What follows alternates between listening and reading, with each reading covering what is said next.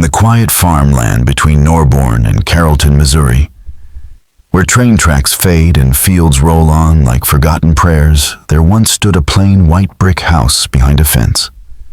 Locals called it the Harvest House for misplaced girls, though no one ever said what was being harvested.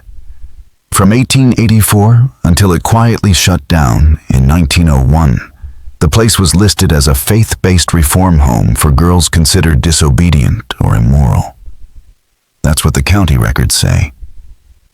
But recently uncovered ledger's sterilization forms and something found buried under a decayed strawberry patch tell another story, one of forced labor, experimental sedation, and early eugenics carried out under state approval.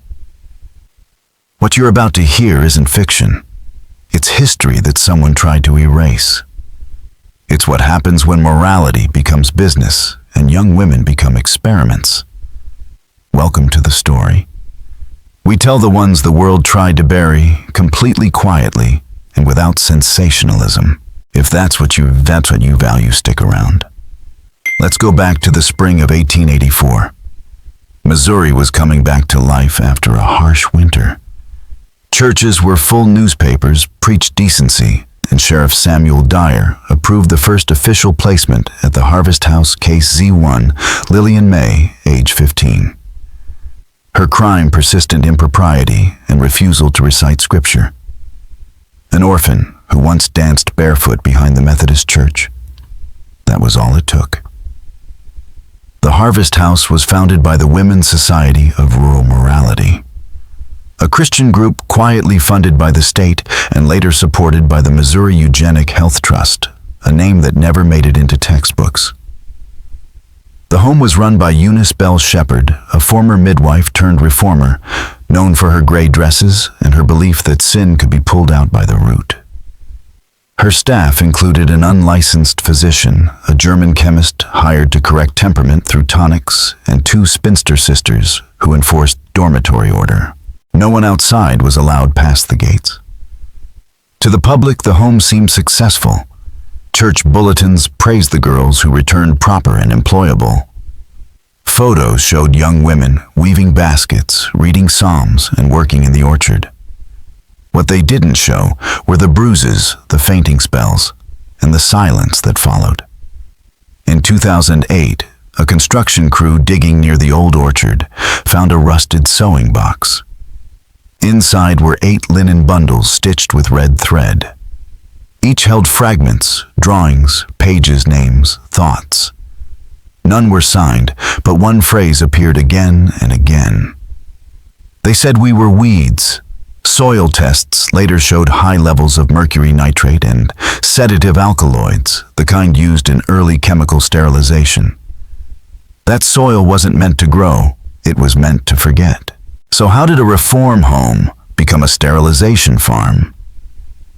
Why did the state keep funding it after multiple deaths, labeled corrective failures? To understand that, we have to follow the trail court orders.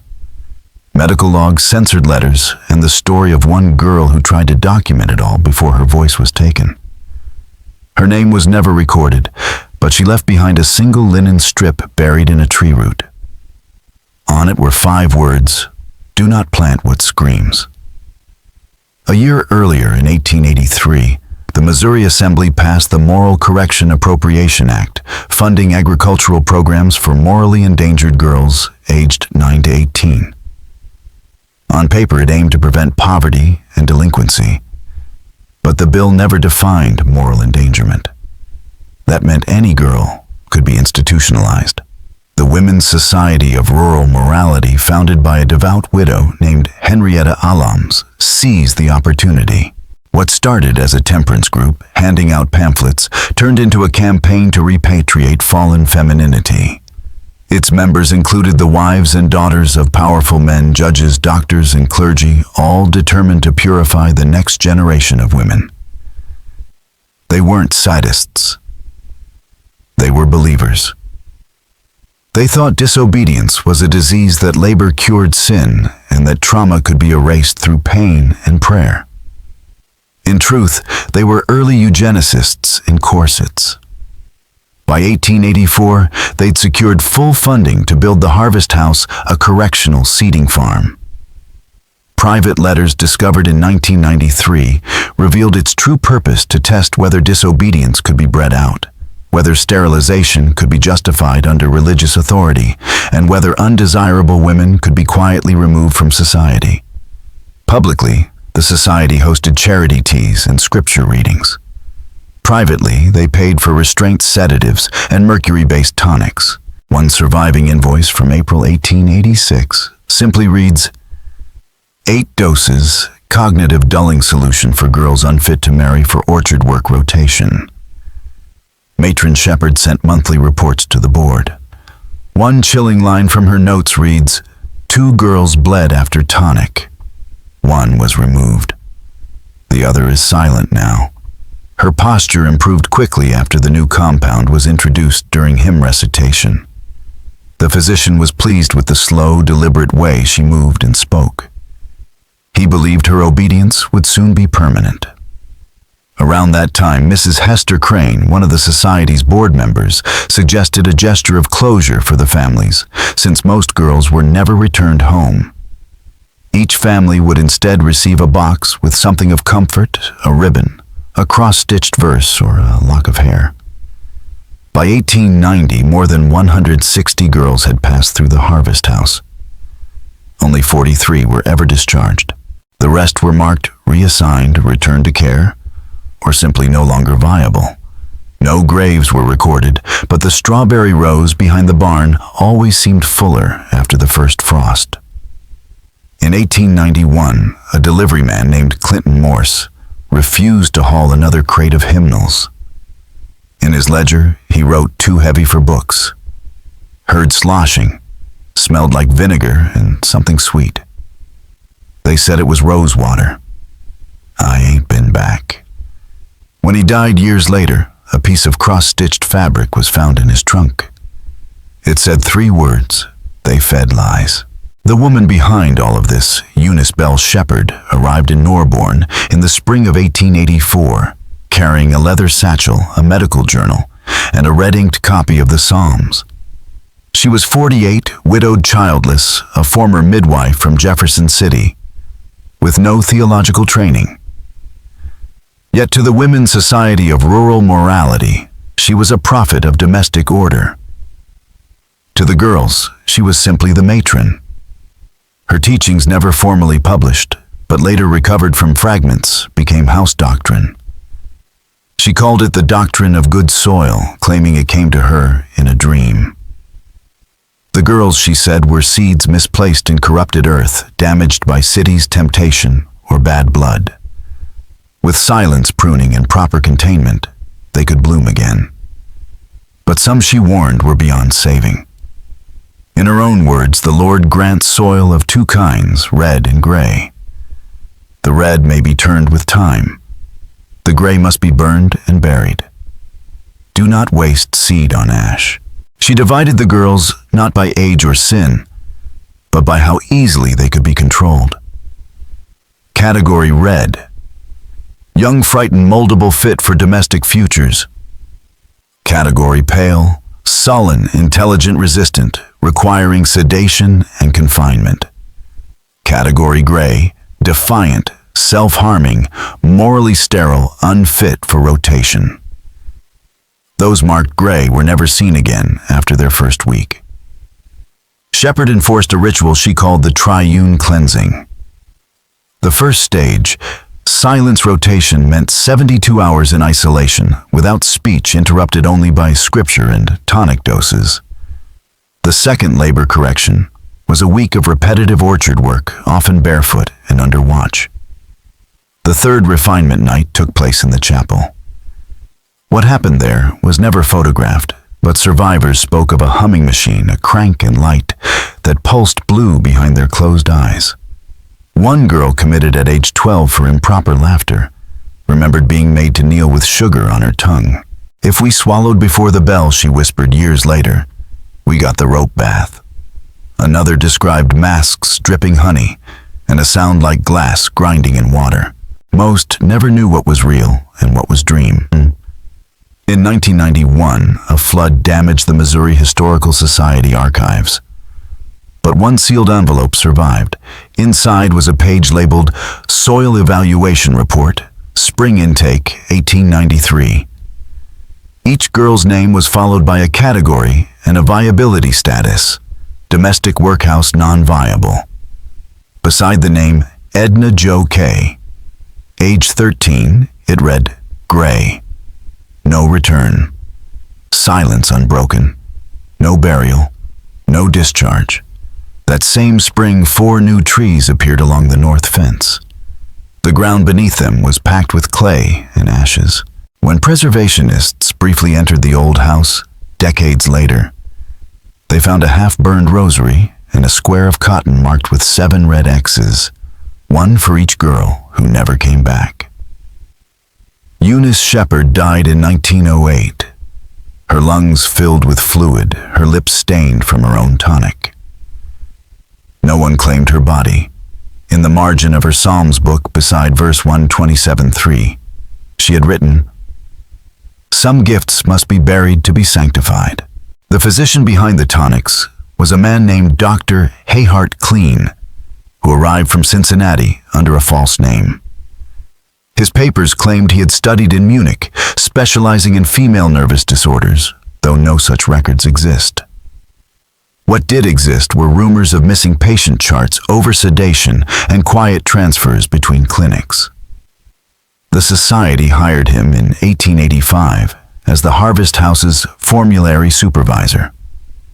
His mission was to develop compounds that promoted calmness and obedience. Instead, he created something far darker. Broken bottles later found behind the barn bore labels reading Tonic Benite Obedience Serum 4C Domestic Temperament Adjustment and Speech Delay Variant.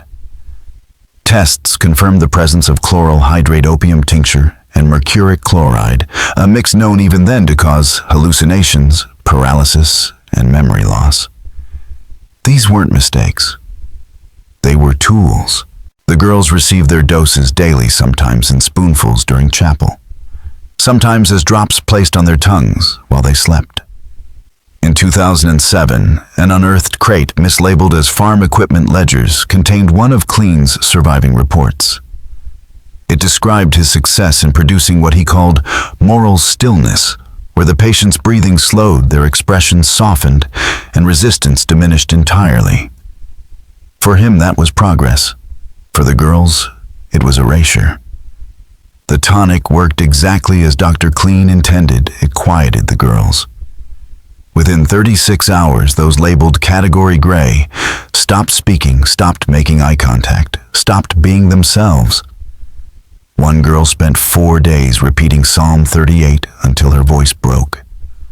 Others reacted violently, vomiting blood, shaking, convulsing.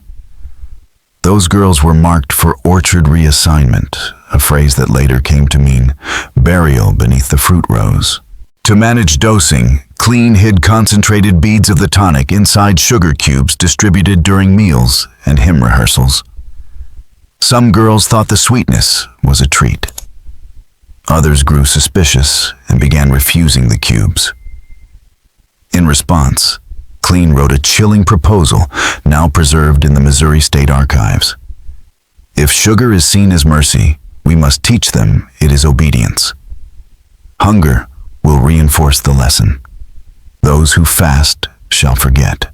One linen scrap found during the 2008 orchard excavation offers the only surviving voice from inside. Stitched in uneven red thread, it read, "The sweet ones sleep first. Their eyes forget to close. Their prayers mix up." Dr. Clean rarely left his quarters, a small shed attached to the greenhouse. He never attended chapel and never wrote home, but his records were obsessively detailed. In one surviving notebook, he graded each girl by what he called her compliance slope, a term borrowed from agricultural grafting. The higher the slope, the faster the obedience took hold. One entry noted, Subject J, age 11, complete flattening by day 5. Does not speak. Eats only when instructed. blinks in rhythm with metronome, ideal baseline for future batch. In the margin, faint pencil reads, tonic 4C plus music eu optimal. That combination chemical sedation followed by piano hymns was known among staff as the lullaby protocol. There's evidence Clean experimented beyond his assigned tonics. Traces of foxglove arsenic microdoses and animal tranquilizers were found in the soil around the barn. He tested some mixtures on rabbits in the cellar. None survived more than 4 days. The girls never had that choice. A final inventory log from fall 1893 shows an order for 7 dozen glass vials marked for orchard dispersal. That same week, 4 new strawberry beds were dug along the northern fence. Soon after, Clean vanished. No notice, no forwarding address, only a receipt for a train ticket to Kansas City and a note left in his ledger drawer. Written in German, it translates to, "They do not scream anymore. Only the earth remembers their sound." It's easy to imagine that the girls of Harvest House were too frightened or too broken to resist. But that's not true. Some tried to run. Their names never appeared in official ledgers, but the traces remain in missing linen counts, disciplinary notes, and terse entries marked "subject absconded." Between 1886 and 1895, 12 escape attempts were recorded internally. Most ended the same way. The girl was found covered in dirt and fevered sometimes, crying sometimes silent. Afterward, she'd be reassigned to reflection quarters, a phrase that always meant she wouldn't be seen again. But 3 girls did disappear completely. No records, no burials, no reassignments. Only sudden increases in sedative orders the following week, as though their absence demanded not a search, but more silence. The most infamous case became known as the Window Girl. She earned the name not because she escaped through one, but because of what she left behind. In the second-floor dormitory, one window remained fogged from the inside no matter the weather. When the building was photographed in 1913 before demolition, the photographer noted a handprint, small childlike, smeared across the inner sill. The fingers spread wide, a streak of dried blood, curling like an unfinished comma.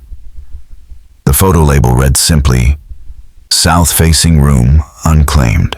A torn ledger entry from November 1891 identifies her as Marble J, age 14, committed for refusal to name father after a disputed pregnancy. Intake notes describe her as pale, thin, alert in the eyes. She lasted 6 weeks. Her final entry reads, Hymn 47, disrupted. Dormitory 2B, roused. Window open. 1 set of linens missing. Bible casing hollowed. Disposition unrecovered. But that wasn't the end. In 2009, during a research excavation beneath the laundry wing, a wooden crate was found under the crawl space. Inside were 6 objects, a corroded hairbrush engraved. MJ, a strip of muslin with a red stitched map. A hollowed Bible with 10 pages missing, a copper spoon etched with the words, "Don't eat the sweet," a shattered glass bottle, and a sprig of white clover tied with strawberry twine. Whoever Marble was, she didn't just flee, she planned. She left a path, and someone followed it. 3 weeks later, another girl, Rosalie W., age 12, was found trying to crawl under the tool shed. Her mouth had been crudely sewn shut not by staff, but by her own trembling hands, or by someone desperate to keep her silent. When she was discovered, she pointed toward the orchard and clutched her stomach. She died 3 days later from infection. When the doctor examined Rosalie's body, he found fragments of cloth and resin lodged in her stomach. His final note read, "Suspect attempted to swallow muslin scroll." 3 days later, the orchard was turned over its soil, mixed and freshly planted. There was no press, no coroner, no record. But years later, under the warped boards of the chapel stage, a hymn book was found. Its spine split, its pages brittle, and 5 red stitches sewn straight through Psalm 34. Only one verse was underlined in pencil, The Lord is near to the brokenhearted and saves the crushed in spirit. That page had been folded into a star, its edge stained dark with blood. They weren't nurses or nuns. They wore no habits, carried no tools, and spoke only in knocks. Yet every girl at Harvest House knew them, Martha and Agatha House, known simply as the Sisters. They arrived in 1886 after a fire destroyed the orphanage they once ran in Quincy, Illinois. The fire was declared accidental, though a court memo quietly noted 3 missing girls never found in the ashes. The Society of Rural Morality saw no reason to hesitate. Within months, the sisters were installed as disciplinary wardens under matron Eunice Shepard's direct supervision. No official photographs were ever taken, only a damaged tintype showing 2 blurred women in gray dresses behind a wire fence, each resting a hand on the shoulder of a child whose expression was blank, almost carved. Their methods were never written down. They didn't need to be. The girls carried them in their posture, in their silence and bruises that disappeared under long sleeves. One internal memo titled Dormitory Protocol, Autumn Rotation 1889, outlined a system of signals: 1 knock, silence, 2 kneel, 3 follow. Disobedience meant disappearance. Behind the pantry door was a hidden panel painted the same color as the wall, with no handle, only a small pinhole. The girls called it the Hollow.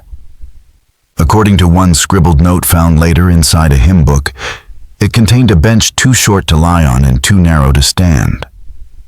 In 1998, when structural repairs exposed the Hollow workers, found a broken spoon, a strip of cloth marked with 6 tally lines, and a scrap of wool with the word "Still" stitched in pink.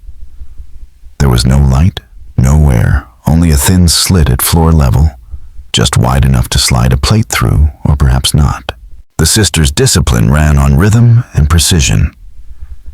In Agatha's personal Bible found decades later, in a second-hand shop in Nebraska, a note detailed their punishments: 3 hours kneeling, 3 days fasting, 3 hymns per infraction. Below it in smaller writing, do not let them sleep until the verse is silent in their throats. The sisters slept above the dormitory in a narrow alcove where their beds were nailed to the wall. Beneath each bed was a small wooden box labeled by year. Most were empty. One marked 1892 held 17 hair ribbons, a handful of baby teeth, and a tag stitched with a single chilling word: Girlings. No one knows what the term meant, but in the fabric journals later unearthed from the orchard, it appeared again and again. Ruth turned girling last week. Agatha smiled when the girling didn't cry. Martha says girlings don't get graves, they get planted. Even the other staff began to keep their distance. In one of Dr. Clean's final logs, he noted, "The sisters request reduced lighting in dormitory B. They say pupils dilate faster in the dark. I decline." He vanished the following spring. The last trace of Martha and Agatha surfaced in a letter never mailed, found in a church donation box. The handwriting was jagged, desperate. They sleepwalk now. We don't knock. They move before we do. Last night, the one with red hands stood over Agatha's bed. We burned her things in the orchard pit. Agatha won't open her eyes. The roots are full. They are not afraid of us anymore. The sisters were quietly moved in 1896. The society claimed they had retired to solitude.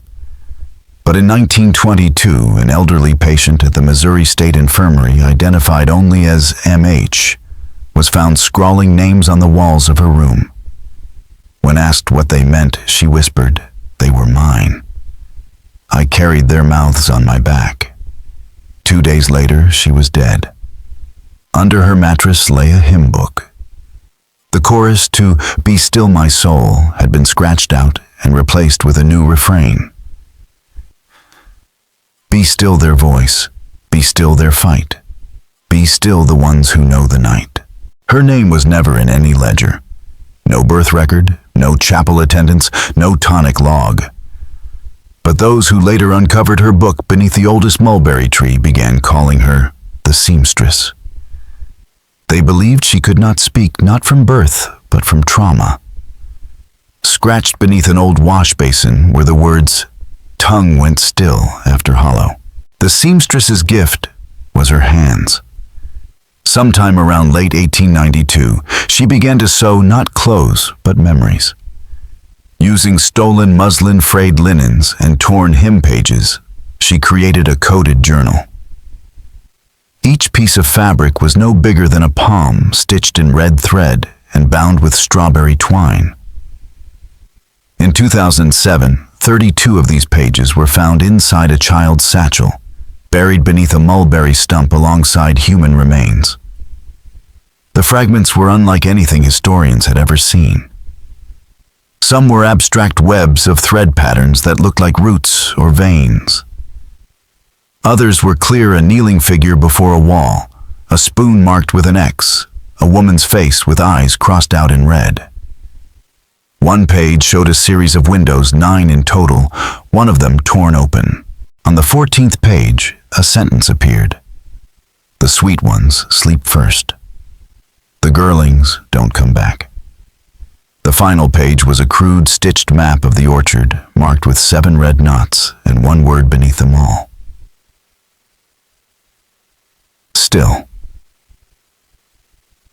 Forensic tests confirmed the thread was mostly cotton, but 3 of the pages contained fibers of human hair, fine and dark. Some believe it was her own. The seamstress herself was never listed among the dead or the escaped. Yet beneath that same mulberry tree, archaeologists found a small skeleton missing 3 fingers from its right hand and a sewing needle embedded in the ribs. The satchel's discovery reignited interest in the Harvest House story. Historians, journalists, and even descendants of the staff argued over its authenticity. Some called it folklore, others a hoax. But the stitches, the handwriting, and the bones all told the same truth. Something had happened there, something the earth never fully forgot. Some dismissed the discovery as myth, claiming the sewn journals were fabrications stitched by modern hands. But others knew better. The work was too careful, too desperate, too soaked in fear and intent to be false. And then, in 2012, all doubt vanished. In a farmhouse 50 miles from the old Harvest House, a woman renovating her attic found another fabric journal beneath the floorboards. It was nearly identical, same size, same faded muslin, same strawberry twine. Inside were 7 new pages, one of them carrying a stitched message that changed everything. "If you find me, they won't. They don't like red. They bury red." At the bottom corner, faint but clear, were the initials. MJ, Marble the Window Girl. The discovery proved the seamstress hadn't just recorded what happened. She had taught others to remember to leave a trail stitched in defiance. Behind the Harvest House, the mulberry orchard looked ordinary rows of tangled trees, their fruit staining the ground, a dark, almost black red. But even after the home shut down in 1902, the soil there behaved strangely. Workers said the ground felt soft, like something breathing beneath it. Letters from that year mentioned patches of earth that wouldn't settle areas where the roots grew thick and restless. No one dug. The orchard was left to choke itself in silence until 2007, when a team of independent researchers received permission to survey the forgotten site. What they found wasn't on any state map. 12 trees stood in near-perfect formation, each over a shallow depression where the earth sagged as if hollow. The surrounding ground was barren, but those 12 trees still bore fruit ripe and red even out of season. Their branches twisted into spirals as if shaped by unseen hands. Excavation began slowly, layer by layer. What emerged shocked even seasoned investigators. Beneath the roots lay 7 graves, small, shallow, unmarked. Inside were the remains of children, most between the ages of 10 and 14. In grave 1, the skeleton of a young girl, her wrists bound in muslin, a metal spoon pressed between her teeth. Grave 2 held 2 sets of fused bones, shoulders grown together, one skull cracked by blunt force. Grave 5 contained a rusted tag stamped Grayling number 12. Grave 7 was scattered bones curled inward, as if still recoiling from something unseen. Red thread fabric fragments were found near several remains matching the fibers used in the seamstress's book. None of these girls were listed in any registry. No death certificates, no records. The state shut down the excavation after the 7th grave, citing soil instability and contamination concerns. But photos leaked small rib cages, curled tight bits of red thread still coiled around tiny finger bones.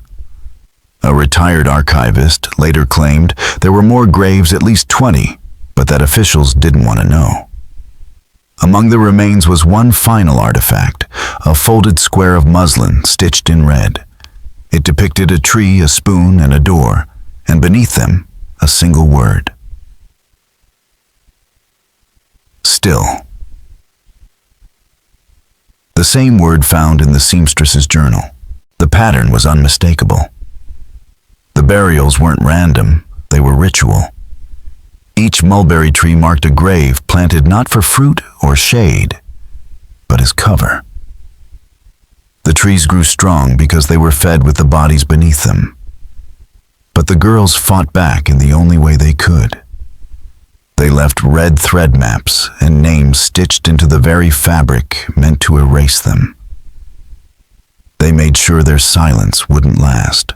The group responsible called themselves the Society for Rural Morality.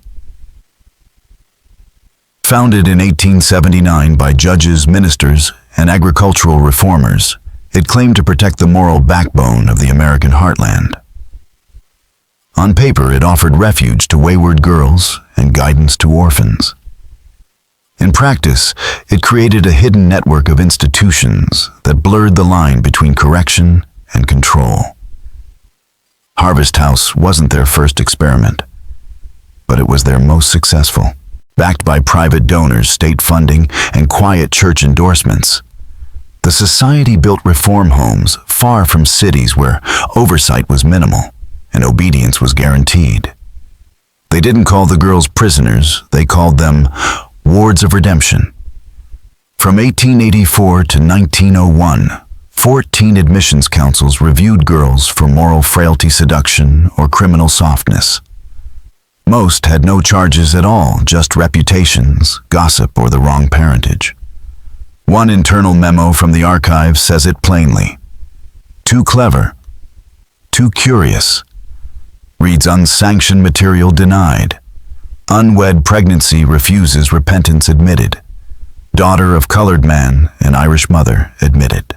And so the society grew, planting its own orchards of silence across Missouri, each tree a root in the ground, each red thread a wound that refused to disappear. Admission without review was common at Harvest House. Behind every placement and every moral correction, there was something darker, a secret branch of the Society for Rural Morality, known only in the archives as Section 5. Their purpose wasn't reform. It was assessment. Section 5 evaluated girls for hereditary weakness, reproductive unpredictability, and criminal disposition, all judged by ancestry, appearance, and behavior. They partnered with traveling physicians from Boston, Philadelphia, and later St. Louis men who carried early versions of what would become American eugenics.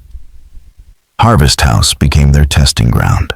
Girls deemed too imaginative, too unmanageable, or simply too aware were classified as type R refractory. Those marked with an R were sedated, studied, and in at least 31 recorded cases sterilized. None of the procedures were disclosed to families. Most of the girls never came home. A ledger from Section 5 contains one chilling line. The soil of a nation must be tilled with virtue. We prune that which grows crooked, so the future may stand straight. Many of the society's founders went on to celebrated lives. Senators, editors, clergy. Harvest House was decommissioned in 1902, without scandal or trial, quietly erased from public record. But its legacy endured in whispers, in attic boxes, and in stitches passed through generations. Then in 2015, a descendant of one of the founding members donated a sealed trunk to the Missouri Historical Archive. Inside were letters bound in twine exchanged among Section 5 members. One passage stood out. Of the 94 girls processed, 11 displayed retention of memory and symbolic resistance. The red stitchers must be watched. They embed truth. They feared the red thread because it carried what they could not erase. The girls' stitching wasn't decoration, it was documentation. The fire came without warning. Just after midnight on October 3rd, 1901, flames lit the ridge above Delwood. Witnesses described a roar like thunder and a column of black smoke twisting toward the sky. By dawn, the Harvest House was gone.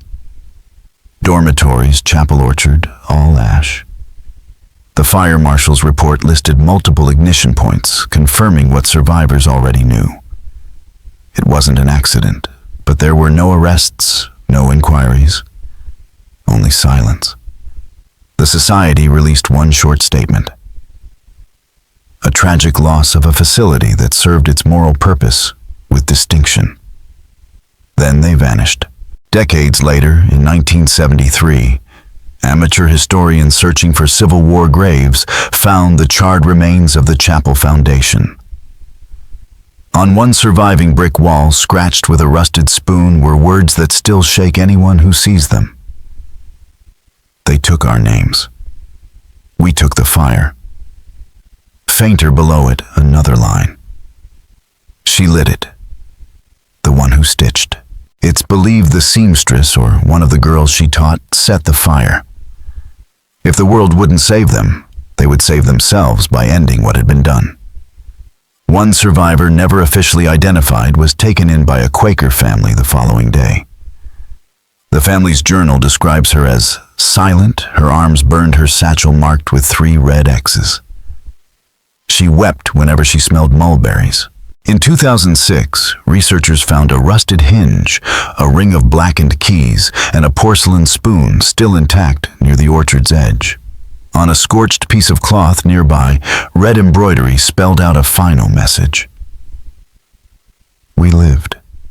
We burned. We still are. Was it vengeance, mercy, or burial? Perhaps all 3. Even now, when wind moves through the overgrown orchard, the air carries the scent of fruit and smoke. Nearly 70 years later, on a cold December morning in 1968, an elderly woman stepped off a bus from Kansas City and checked into the White Stone Inn in Delwood. She paid in cash, wore gloves stitched with red thread, and asked only one question: "How do I get to the old orchard?" The innkeeper said she looked like someone who already knew. Before dawn, she walked alone into the snow. The orchard was skeletal and silent branches bare and twisted. She stopped at the base of the 3rd tree, knelt, and began to dig with her hands. What she buried there would remain hidden until 1992. A child's satchel wrapped in waxed cloth was discovered beneath the frost. Inside were a metal spoon engraved MJ.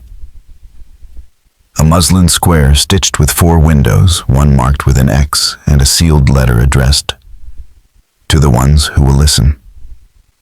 The letter read, "We burned it not to forget, but to keep them from taking more. The orchard grew from us, and it remembers. My name was taken, but I remember hers, the one who taught me to stitch. She showed us how to speak in red, how to bind what they could not erase. They will tell you we were broken, but broken things can still bloom. You only have to look beneath the roots." The woman who buried it was never seen again. When the innkeeper entered her room the next day, everything was untouched except for the mirror turned to face the wall. Years later, a photograph surfaced in a university archive taken in 1901 inside the Harvest House sewing dormitory. In the far corner stood a girl with a crooked shoulder holding a satchel marked with 3 red X's. Her name wasn't recorded, but her presence was everywhere in the stitches, the ashes, and the silence that refused to stay buried. It took decades to decipher the meaning of the girl's sewn language. In 2021, a team of linguists and forensic historians at the University of Missouri unveiled the Red Thread Journal, a complete decoding of the stitched symbols. Each image, each pattern was a fragment of their collective memory. A spoon meant punishment, a tree burial, a flame liberation. Together they told the entire story of Harvest House, a history recorded without words, preserved in cloth and pain. The team called it a stitched chronicle of systemic abuse, resistance, and memory. Every thread matched evidence, graves, artifacts, survivor notes.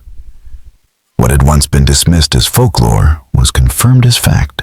When the findings were published, the state issued a brief statement of regret, but no reparations.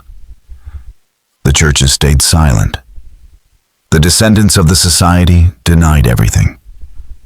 But in a small gallery in St. Louis, the stitched pages were displayed side by side, thread by thread, loop by loop, under the title, "We Spoke in Thread." Visitors wept. Children traced the red lines with their fingers. Women who had been silent for decades began to speak. Beside the final page, embroidered with a flame and a spoon, a plaque read, "We were not lost. We were taken. But we left the door open. A door that can never be closed again. Not by silence, not by fire,